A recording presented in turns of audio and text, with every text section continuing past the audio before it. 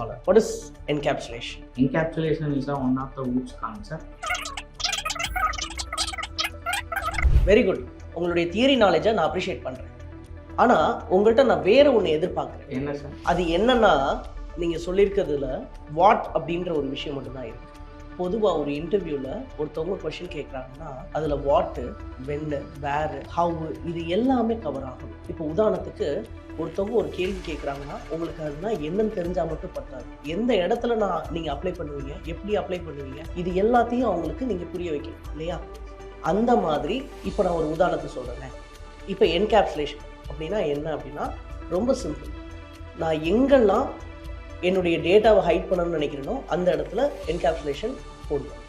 அதை ஆக்சஸ் மாடிஃபையரை வச்சு நான் அச்சீவ் பண்ணுவேன். ஸோ என்னுடைய வேரியபிளெல்லாம் ப்ரைவேட் ஆக்கி டைரக்ட் ஆக்சஸ் பண்ண முடியாத மாதிரி அதை ஃபங்க்ஷன் மூலியமாக ஆக்சஸ் பண்ணுறதுக்கு பப்ளிக் போட்டு கொடுப்பேன்.